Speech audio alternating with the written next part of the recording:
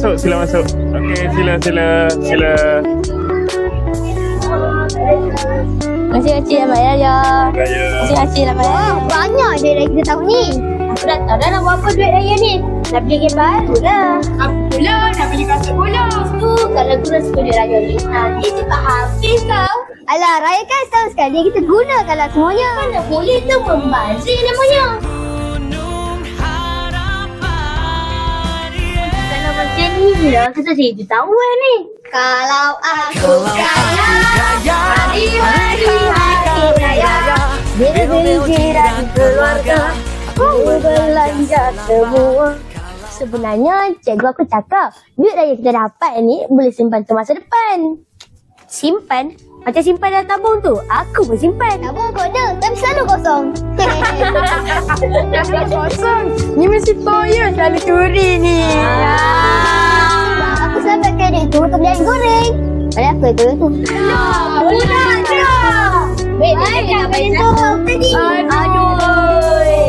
Baik kira duit raya lagi untung. RM10, 15, 10. Mungkin dalam tabung. Kita mesti simpan duit raya ni dalam SSPN. Lagi selamat dan terjamin. SSPN tu apa? Mesti nama robot kan? Ish, bukanlah.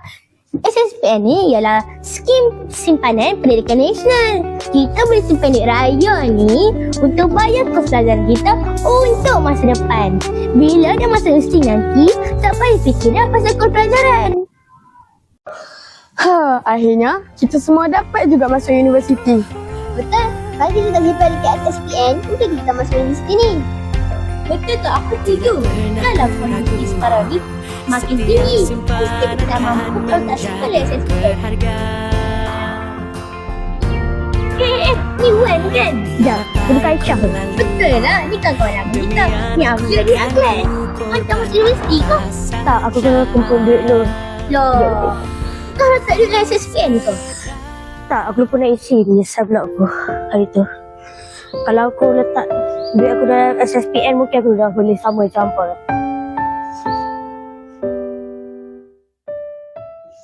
Raya bukan tentang hanya berbelanja. Tapi juga merancang masa depan. Dengan menabung dalam SSPN, Hari ini kita menabung masa depan pendidikan kita lebih cerah.